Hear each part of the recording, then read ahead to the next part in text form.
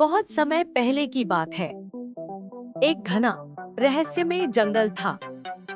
ये जंगल इतना घना था कि सूरज की रोशनी भी पत्तियों से छनकर जमीन तक पहुंचती थी। उस जंगल के पास एक शांत सी नदी बहती थी, जो हर रोज मधुर संगीत की तरह बहती थी। लेकिन एक रात उस नदी में आया जोरदार तूफान। बिजली कड़कने लगी, बारिश गरजने लगी। एक टूटी हुई नाव नदी में बहती चली आई और आकर जंगल के किनारे लग गई। उस नाव में एक छोटा बच्चा था, भीगा हुआ, सहमा हुआ, लेकिन जिंदा।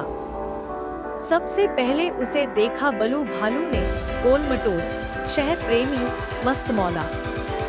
बलू पहले डर गया, अरे इंसान का बच्चा है।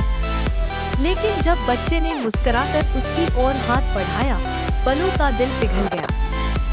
तभी वहां आया बघेरा, चतुर, समझदार और जंगल का मार्गदर्शक। बघेरा ने कहा, इसे जीवित रखना है तो जंगल के नियम सिखाने होंगे। और उन्होंने उसका नाम रखा आरन। दिन बीते, मौसम बदले और आरन जंगल का हिस्सा बन गया। वो पेड़ों पर चढ़ता, नंगे पांव दौड़ता और जानवरों की भाषा समझने लगा। बलू ने उसे सिखाया मस्ती, गाना और शहद ढूंढना। बघेरा ने उसे सिखाया शिकार से बचना, छुपना और चुपचाप चलना। फिर आई हाथिनी गिन्नी, उसे पेड़ों, फलों और मौसमों की कहानियां सुनाने वाली। और दूर गुफा में सोता था काला नाग, रहस्यमय और चुप, लेकिन बहुत बुद्धिमान। एक दिन अचानक काला नाग जाग गया और उसने चेतावनी दी, इंसान जंगल के लिए खतरा है। बलू बोला, आरन हमारा है, वो जंगल को नुकसान नहीं पहुंचाएगा। लेकिन बघेरा चुप था, कहीं न कहीं उसके दिल में भी डर था। एक दिन आरन पहली बार जंगल के बाहर गया और देखी इंसानों की बस्ती। वहाँ उसे दिखी एक लड़की, माया, जो फूल तोड़ रही थी। माया ने आरन को देखा, मुस्कुराई और आरन का दिल कुछ कहने लगा। वो भाग गया, लेकिन उसके अंदर कुछ बदल चुका था।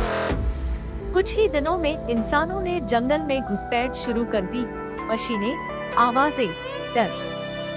पेड़ कटने लगे, जानवर भागने लगे, जंगल कांप उठा। गिन्नी बोली, हमें कुछ करना होगा। बलू बोला, हम अकेले हैं। बघेरा ने कहा, हमें आरन को ही भेजना होगा, वही दोनों दुनिया को समझता है। आरन इंसानों के बीच गया और कहा, पेड़ काटोगे तो खुद उजड़ जाओगे। उसके शब्दों में ना डर था, ना गुस्सा, बस सच्चाई थी। इंसानों ने सुना, सोचा और आखिरकार पेड़ काटना बंद कर दिया। जंगल ने चैन की सांस ली। काला नाग मुस्कुराया, इस इंसान में जानवरों से ज्यादा समझदारी है। आरन एक पहाड़ी पर खड़ा था। उसने कहा, मैं इंसान हूं, पर मैं दीवार नहीं, पुल बनूंगा जंगल और इंसानों के बीच। जब तक ये जंगल जिंदा है,